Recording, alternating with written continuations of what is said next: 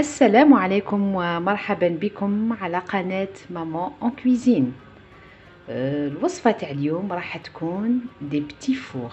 هذا الوصفة وصفة جداتي الله يرحمها. صدقوني والله طريقة التحضير تاعها مختلفة على لي بتي فور اللي مولفين نحضرهم. يعني نقدر نقول لكم هذه الوصفة حصرية على اليوتيوب. ما نطولش عليكم، نعطيكم مقادير الوصفة. تبعوا هذه الوصفة خطوة بخطوة، لا خاطر على بالي هذه الوصفة عمركم ولا درتوها. نتحدى أي وحدة حضرت هذا البتي فور. بسم الله على بركة الله.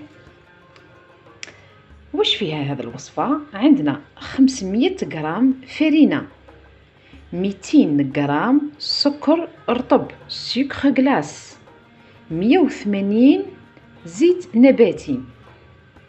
البيض غادي نحتاج 3 إلى 4.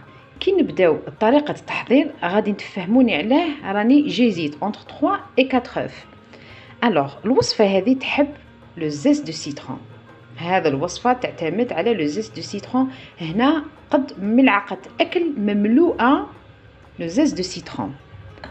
الخميرة عندنا 1 باكي دمي دو ليفور شيميك et bien sûr لا فاني. هاد لا فاني اللي نستعملها راهي سي اون فاني كونسونطري.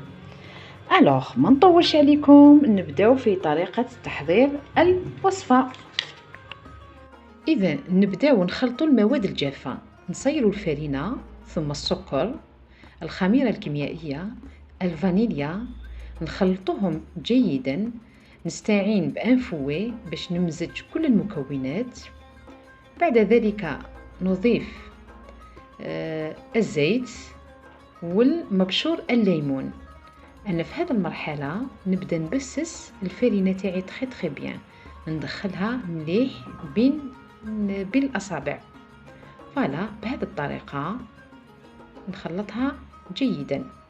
كي نحس بلي الفرينه دخلها كامل الزيت، انا في هذه المرحله نكمل نلم العجينه تاعي بالبيض، نكسر حبه ورا حبه.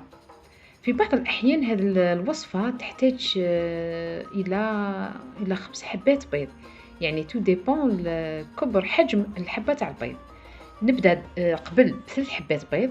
لازم لاستوس تخلطي البيض تاعك جيدا، خلطيه تري بيان باش تبداي تضيفيه للعجينة تاعك. أنا في هذه الوصفة تاعي راني استعملت 4 حبات بيض كما راكم تشوفوا على الصورة. ما نخلطوهاش بزاف حتى وين ما نعطولها نخرجوا الجلوتين من الفرينه. بهذه الطريقه. هنا راني حنزيد الحبه الرابعه، نخلطها دائما. خطرات راكي تحتاجي الى 5 حبات بيض.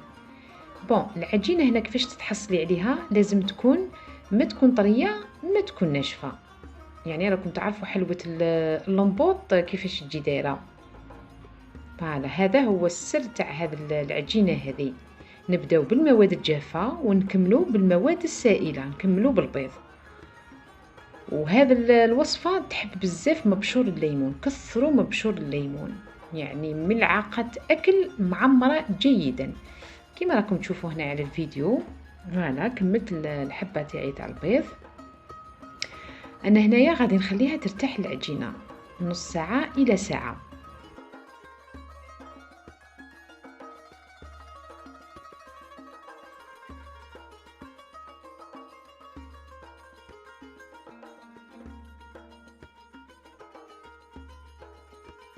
هي نورمالمون هذه الوصفة تحتاج إلى الماشينة الخاصة باللحم. أنا ما عنديش، استعنت باللابوشادوي. اذا انت ما عندكش لابوشادوي تقدري تستعملي المحقن، بصح من الاحسن هذه الوصفه اللي قالها الماشينه تاع اللحم. انا جدتي الله يرحمها كتديرها بالماشينه تاع اللحم. انا ما عنديش هذيك الماشينه، استعملت باللمبوط. والسر الثاني لازم لا دوي تاعك تكون شويه خشينه. والسر الثالث كي تبداي تفصلي الحبات تاوعك بهذه الطريقه، لصقيهم حذا بعضهم كيما راكي تشوفي على الفيديو. ما لازمش يكون ان اسباس بين الحبات.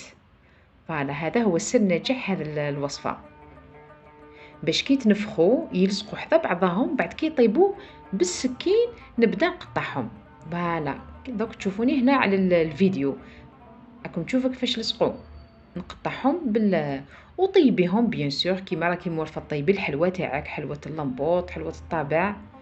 فوالا هاد المعلومة ما تخفاش عليك، صدقوني. وهاد الحلوى بنينة بنينة بنينة بنينة، يعني عندها أكثر من 50-60 سنة هاد الحلوى. فوالا الوغ ما بقى لي غير نقولكم شهية طيبة.